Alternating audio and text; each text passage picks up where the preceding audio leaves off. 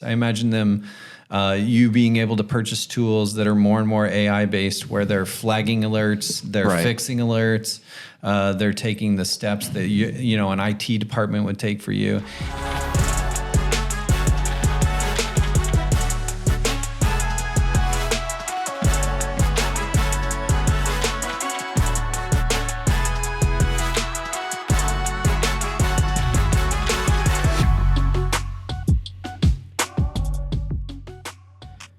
Welcome to episode 2 of Push to Talk. My name is Eric Smith. I am with Beck Tech. Today we are here with Mavidea, and we are doing part 1 of our cybersecurity podcast, breaking out in some talks here, and because cybersecurity has been it's been a topic on the forefront of everybody's mind in the news and locally here. I have the COO, Jake Davis of Mavidea here. Appreciate you being here today, Jake. How you doing, man? I'm doing good. Thanks for having me. I feel important being on an important podcast like this. I know, man. Right? I appreciate that. Yeah, thank you. So, Jake, tell us a little bit about Mavidea. Starting off, what's your background? And, I heard you got a little bit of a hobby as well, too. Will you go into a little bit of that before we jump into cybersecurity here? I don't know that I have anything interesting hobby-wise, but I'll give you what I got, right? So Mavidea started in 2007. We've offered managed IT services, websites, internet marketing for the entire time. We've been primarily local, right? So most of our customers are within 100 miles here of Bloomington Normal. We've been in the IT space that entire time, and cybersecurity obviously has become more and more important over that time.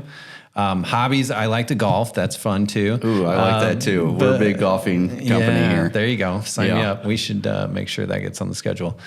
We also have a couple of other businesses, right? So one is Maxlider Brothers Customs, which is generally the one that most people are interested in, where we restore and upfit Ford Broncos, both old and new. So we've had anything from old patina, we prefer to call it as opposed to rust, right?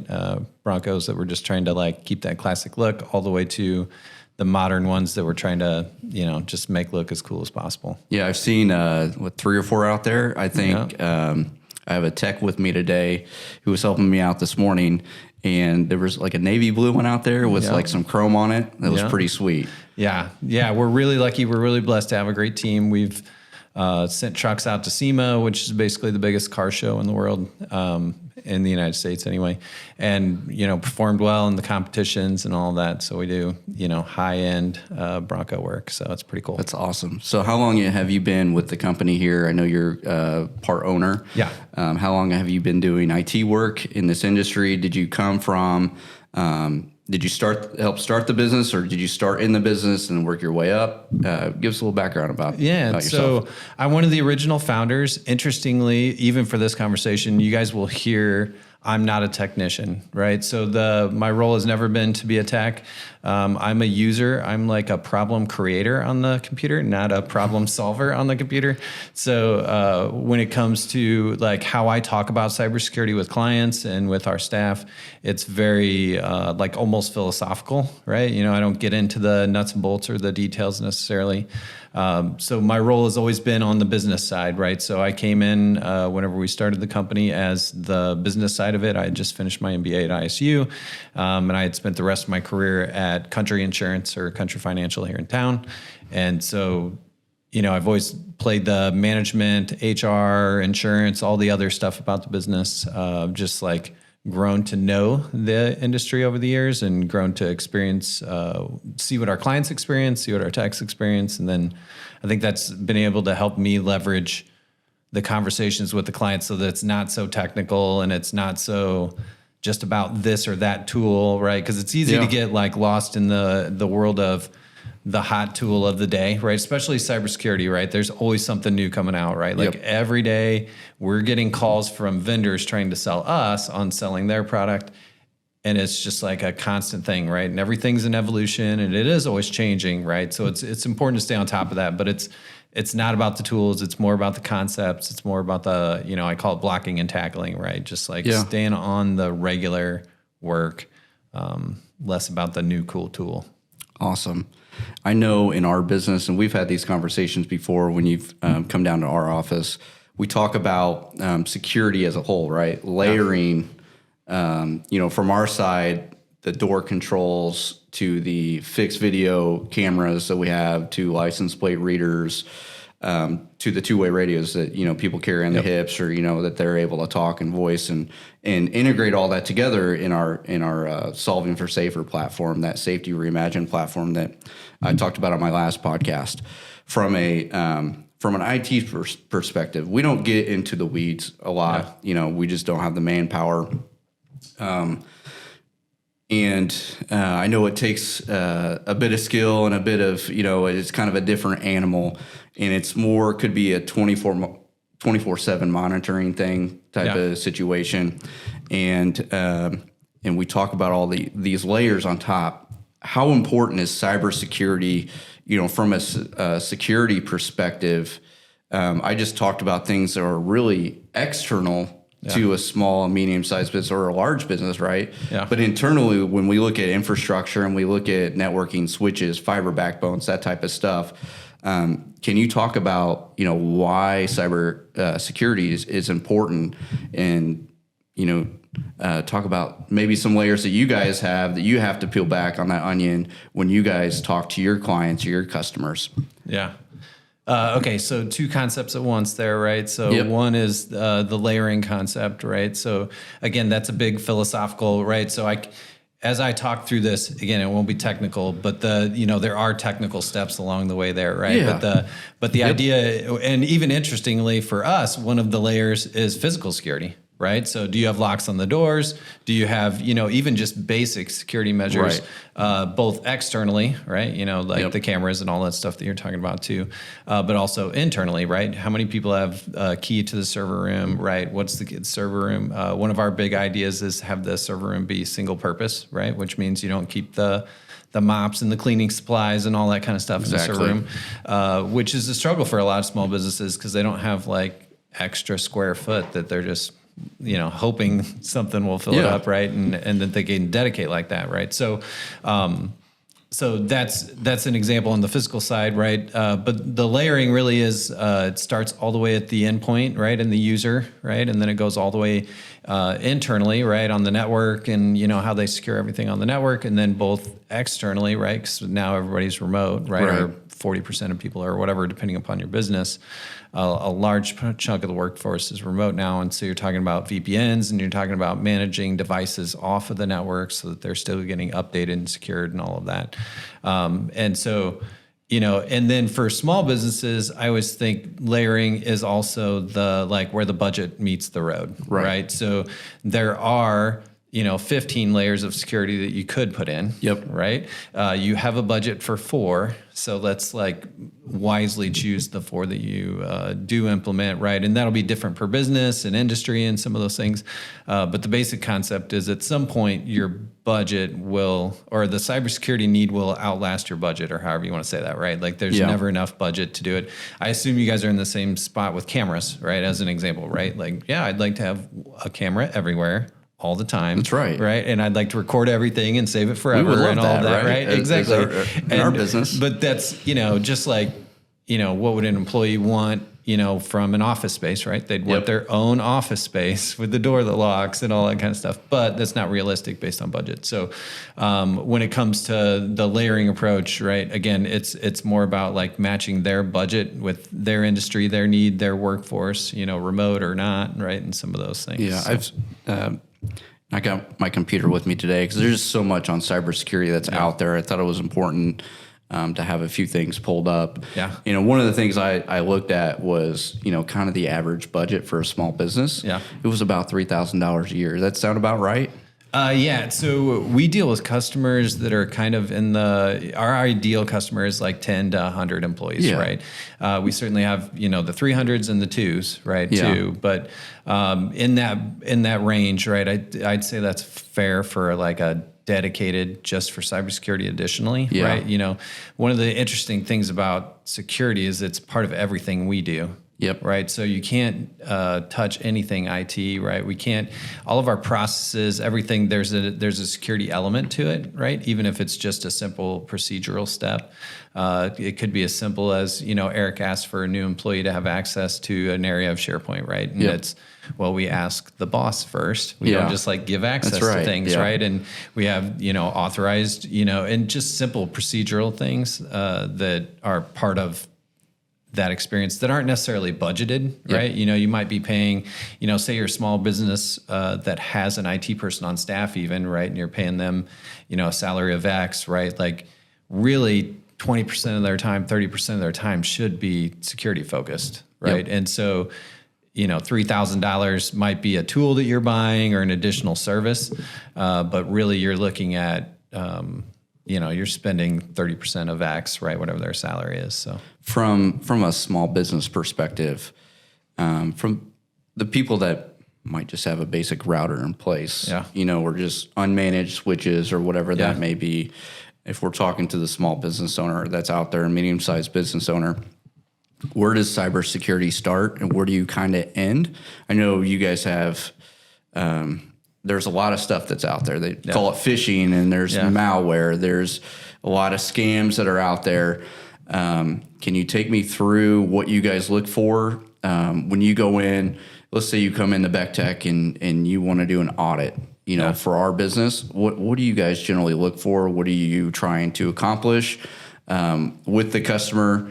Are you looking to do a fake phishing tactic, to see if the employees are clicking on things, or are you seeing what type of ports are opened up or vulnerabilities? Can you go through that for us and so our viewers? Again, there's multiple layers on that conversation even, right? But it starts with physical, right?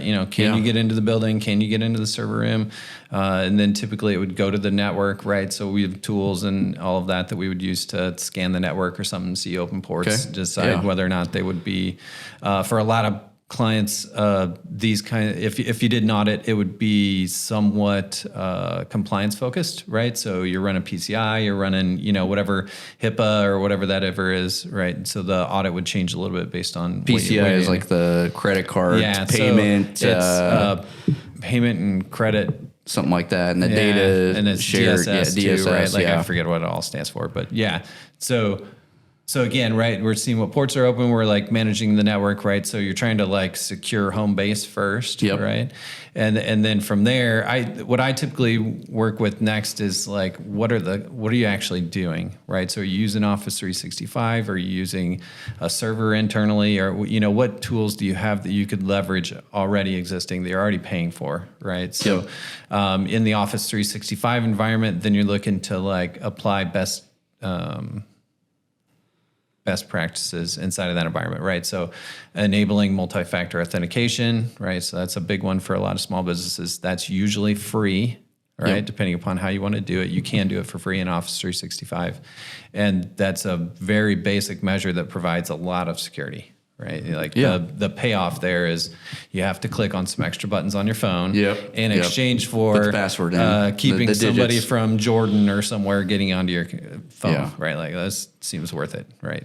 So, and it's, again, fairly inexpensive. Then you'll have, from there, it depends on your environment, right? So you're looking at, we're recommending a lot of clients right now move to the Defender products from Microsoft because they're fairly easy add-ons to the Office 365 environment, which we're seeing over was it McAfee or so you Kaspersky that's out there as well too. Kaspersky, and then you have what I would call some of the higher end ones, right? So we still have a fair amount of clients on using SentinelOne as a tool, right? That's a endpoint protection tool that's pretty popular out there. That's a little.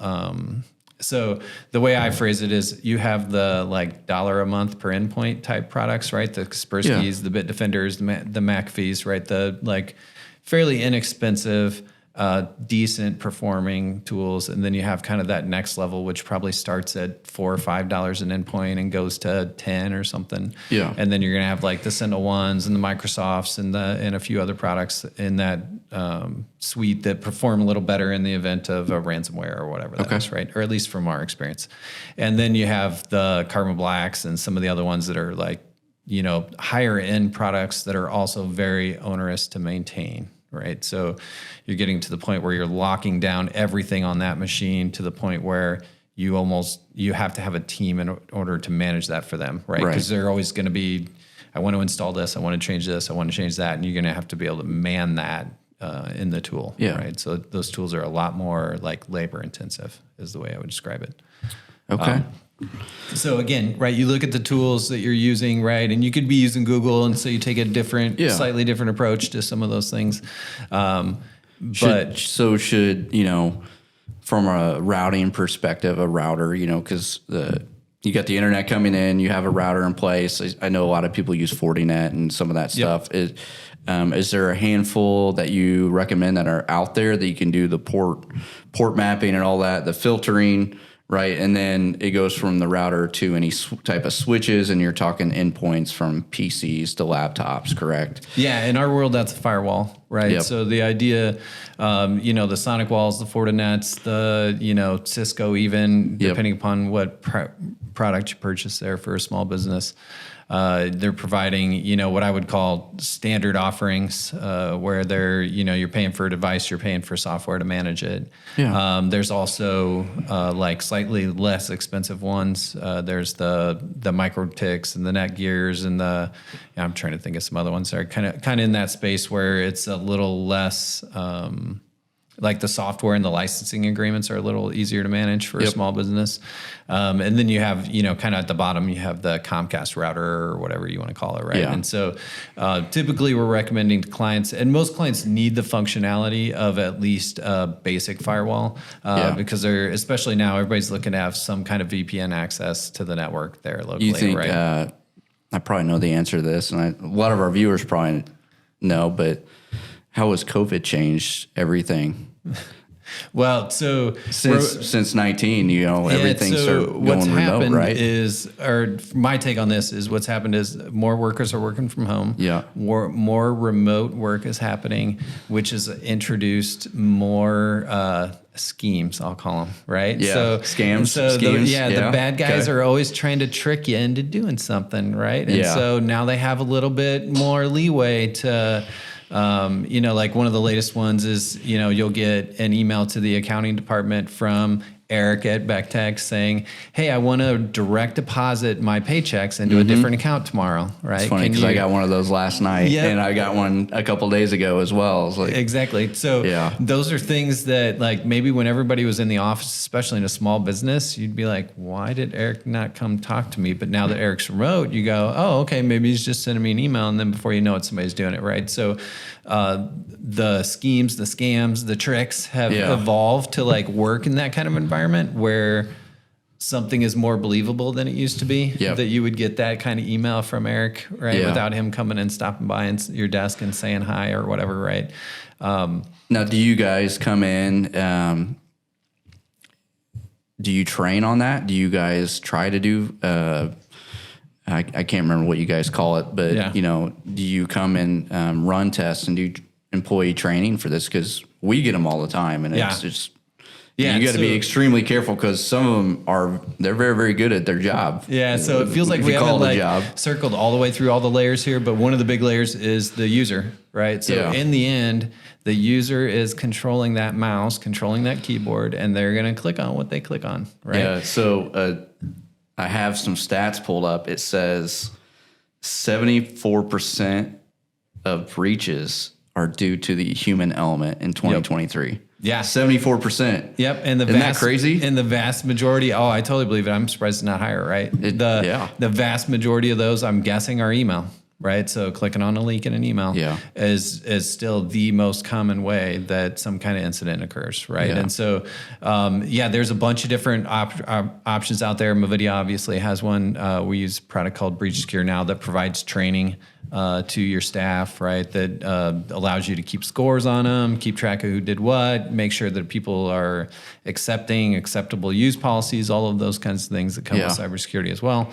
But it's also sending out, we call it fake phishing, right? So they'll send out some of those emails that you get will actually be the system trying to see if you'll click on it. And when you do click on it, it'll say, hey, you probably shouldn't have done that. Just say, you didn't say the magic word, like in Jurassic Park. Yeah, there you go. I wish it was that cool. Now that would be funny. Whoever is in charge of the service needs to do that. Yeah. No, but it'll give you a training to take that's relevant in that area, and then you'll get a weekly 10-minute video to watch and 5 questions, take a quiz, right? So in the end, right, the users are where the last line of defense lies, right? So you can put in as many tools, you can put in as many layers as you want to like protect, you can filter out that mail, but we have yet to find a mail filtering product that's perfect, right? That, only sends the good stuff and doesn't send any of the bad stuff. But, in the end, the user's going to have to be the one to make that decision, click or not click. So have you, and you don't have to say any names, have you guys run into customers locally that have been attacked? And you guys have had to send what we call a response team, right? Yeah. Can you talk about that? What happens? And before you get into that, so the average time to identify a breach is about 207 days. Yeah. And then the time it takes to fix the breach is almost a year. It's 277 days. Yep. Isn't that crazy? Yes, and it makes total sense, right? So what I feel like I'm seeing in the incidents that we see is some form of clicking on a link, right, which gives them the bad guys, right? Imagine the hackers or however you want to phrase that, and it gives them some kind of access, right? So they some kind of toehold in the network, in your Office 365 environment, whatever that is. Malware, right? Right. Well, not necessarily, right? So sometimes, malware is sometimes installed and they, are tracking things on the network and they're managing the network. Often, to me, it's like literally credentials, right? So they trick you into going to an Office 365 page and typing in your username and password, and now they have your username and password. For everything. And for everything. For almost everything, right? Yeah, and so then they'll log into your account. They'll watch it for a while. Sometimes I've seen them set up auto forwarding rules. So every single email that goes to Eric will get forwarded to their Gmail address or whatever it is. And so they're watching those emails.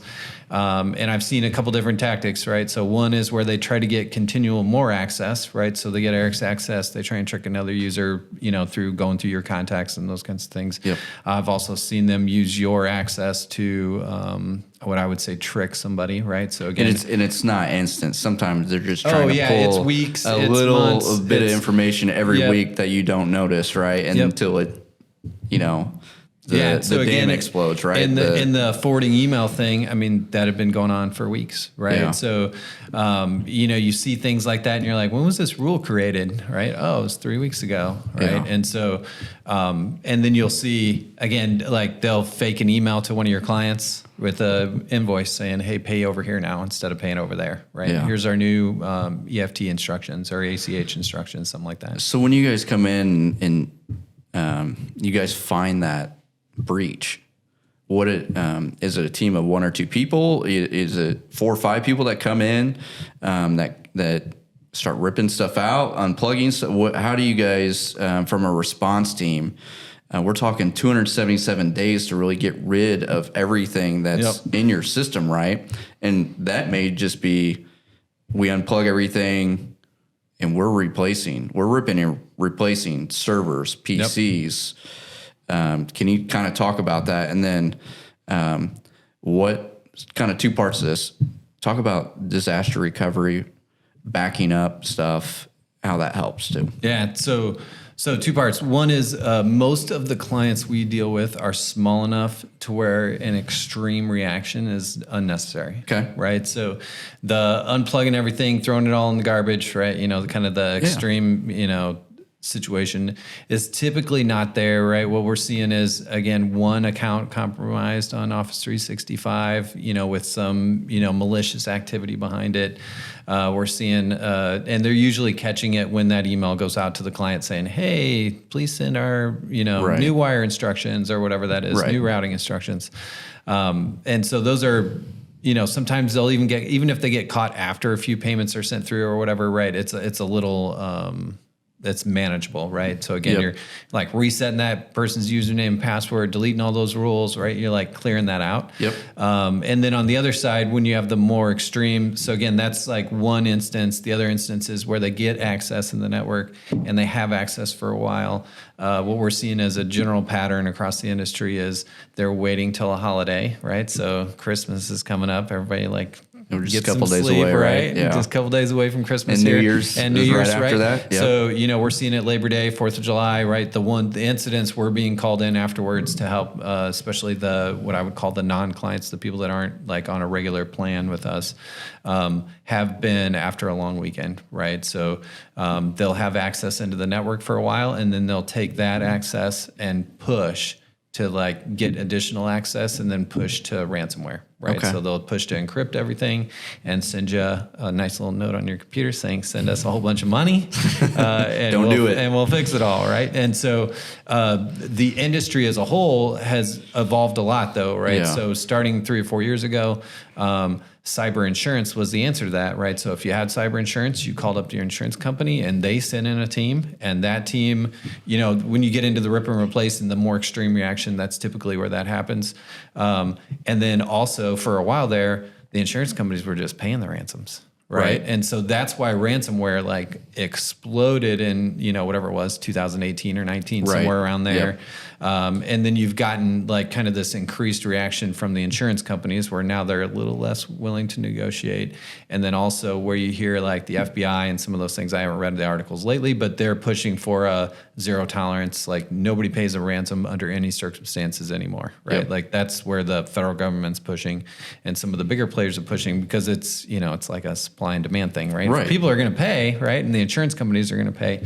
The problem is the insurance companies got to the point where they're like, we just can't pay this forever every time. Yeah. Because that doesn't add up, right? You can't pay $100,000 ransom for somebody that's paying $2,000 a year in cyber insurance. So the industry just got absolutely pummeled, and so the cyber insurance providers have gotten a lot tougher, right? It's harder to get insurance. You have to do a lot more. You have to secure a lot more on your network in order to get compliant to purchase the insurance. Now, is that we talked about the PCI compliance, and now is that like a SOC 2 compliance? It depends on your industry and what you're doing. Because like in the camera world, we have the ONVIF, ONVIF, that open network interface. It's kind of the forum that sets all the standards. Yep. Is that the case for cyber? Well, or is it not there? It's probably coming, I assume, if it's not there. From what I've seen, right, I'm not like a regulations expert or anything, so like don't take all this too literally. But from what I've seen, you've had... They're going to hold it to you exactly, here. right? They're going to see our get a letter in the podcast mail, here. right? Yeah. So what I've seen is some industries in particular have been ahead of the curve on this, right? So PCI compliance has been a thing for a long time. Correct, yeah. HIPAA compliance has been a thing for a long time. You've seen other industries, financial, banking, right? All of those where the compliance burden has been pretty strong for a long time, right? In the IT area in particular. And then what I think's happened in response to the just absolute rash of ransomware that happened is early on in the Biden administration, they got really close to passing some national standards, right? And that didn't actually pass. But what I feel like we've seen is a lot of the big insurance providers and a lot of the big just like Fortune 500 style companies are now starting to implement those with the expectation that the government's going to do it at some point, right? So what we see with a lot of our small business customers is they're either in an industry that's already pretty regulated, right? Insurance, healthcare. Healthcare right? is definitely regulated, for sure. Super, I know education is. We've had some conversations with education customers where the state of Illinois will give them was a penetration test, or they do phishing twice a year or whatever. And they do it, I think, for free or for almost for nothing or whatever, but you're standing in line waiting for the state to do that. So. Yeah. And so, but as an example, right? So again, the state of Illinois is like this, if you imagine a hierarchy of organizational, security, right? The big corporations, the Fortune 500 corporations, if you're doing business with a Ford or a Microsoft or a higher, and you're a supplier or a vendor or some kind of partner with them, they're now saying you have to meet these cyber insurance requirements, right? Yeah. Or cyber, not Which insurance, makes sense. but cyber requirements. Should, right? Yeah.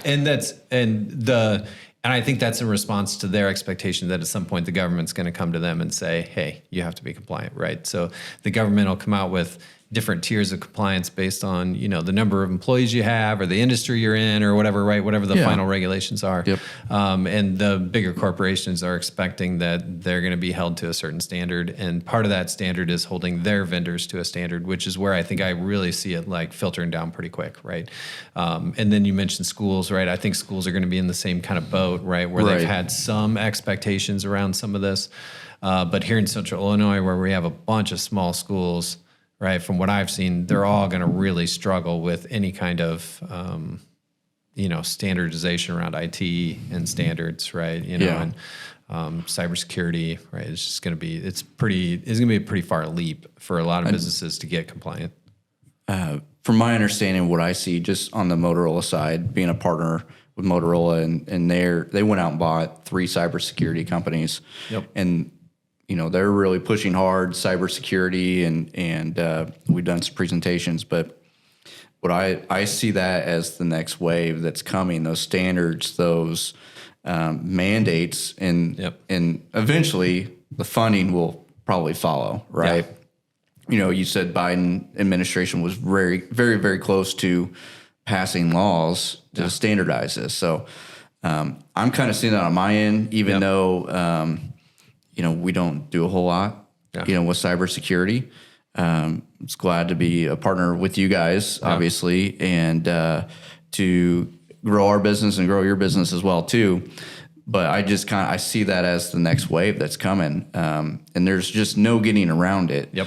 And for all these small, medium-sized businesses that don't have anything, they're really going to have to start jumping on board, right? Yeah. I mean, because they're really not just putting themselves at risk; they're putting customers at risk. Or, I mean, they're putting everybody at risk, or family at risk. I mean, they could steal photos, right? Lock you out of Facebook. They lock you out of your Gmail. They could lock you out of whatever.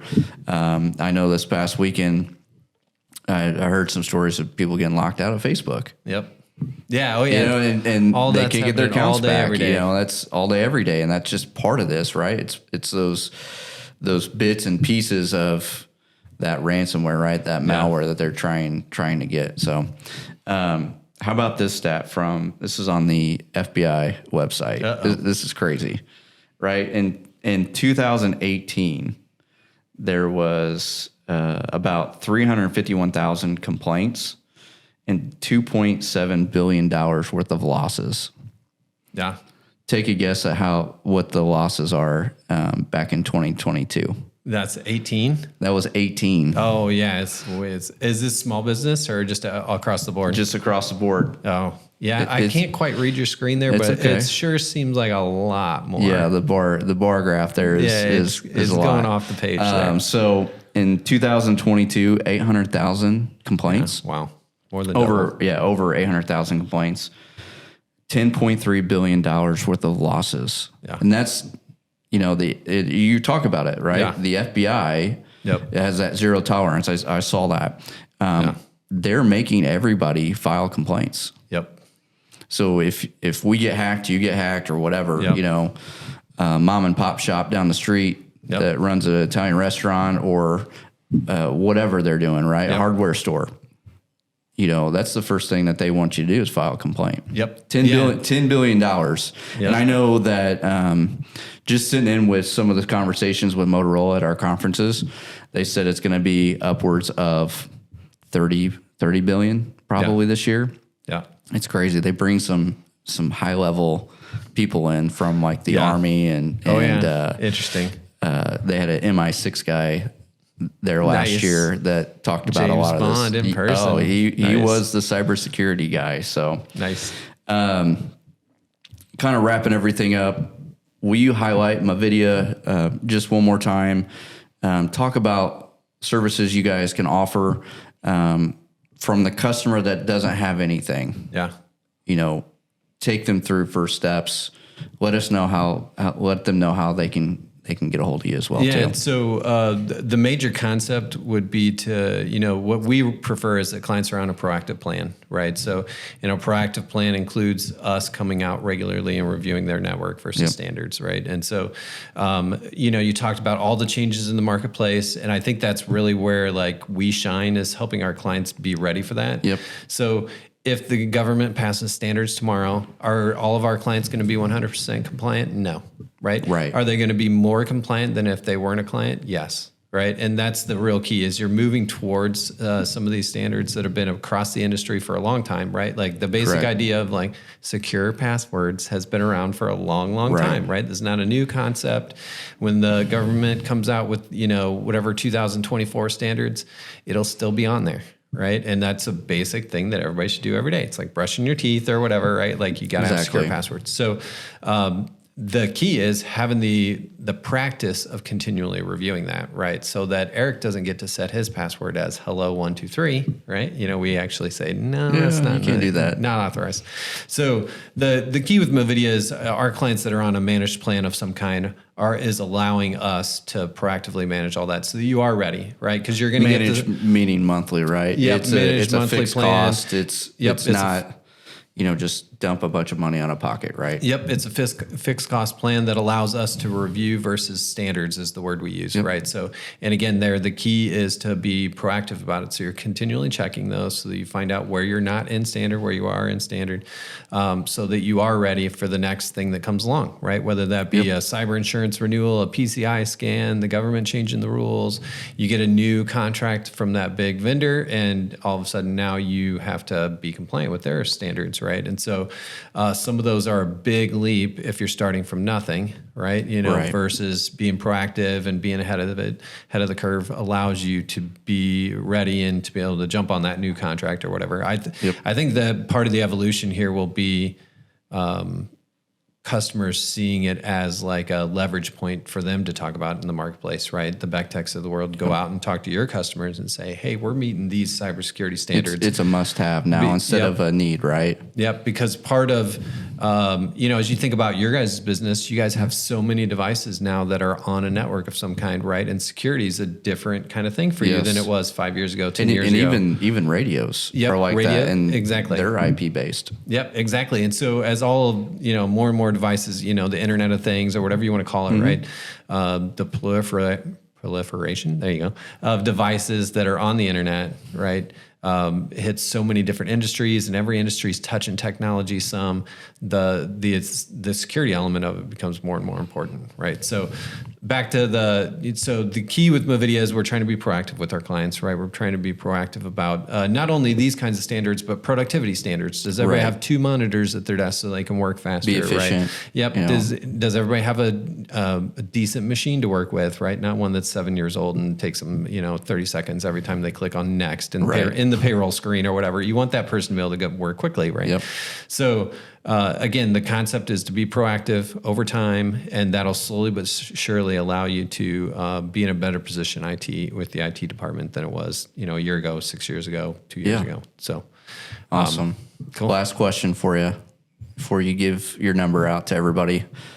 What do you think about AI in the cybersecurity space? It's such an interesting space, right? So cybersecurity's been using the word AI for a little bit longer than everybody else, I would say, right? So again, we get calls from vendors every day, and the vendors say, hey, we got this AI thing that's security-wise. I think AI is a good fit for cybersecurity, though, right? So a big part of the background and the technical side of cybersecurity is managing all the data, right? So each endpoint, each network connection, right? All of that's producing data about that connection, what's happening with that connection, all the way down to the bits and bytes level, I would call it, right? And AI is really in a good spot to chew through all of that data and spit out meaningful results. Now you also have the other side, where that can be manipulated, and that creates additional risk and all of that. So it's a point to be managed. I think all of the big players in the cybersecurity realm are already leveraging those kinds of tools. The Microsofts, the bigger, the Ciscos, the bigger players, and I see those bigger players taking an even more meaningful like market share over Yeah. the near future. And right? a Just lot of because those it's so guys much are to all manage. cloud-based, right? And, Yeah. and a lot of Oh, that AI is moving to the cloud. Yeah, right? We see it too on that our would camera all be, side. you know, it's all going to be cloud-based. I imagine them, you being able to purchase tools that are more and more AI-based, where they're flagging alerts, they're Right. fixing alerts, they're taking the steps that you know an IT department would take for you. And so the real thing on the cybersecurity side will be the cost, right? So you know you can pay for expensive tools to do these kinds of things that are very AI heavy and very cool, right? I mean, it sounds awesome, but the cost adds up, right? You know, talking about a cost per endpoint of a certain dollar amount that's just like beyond most of our customers right now.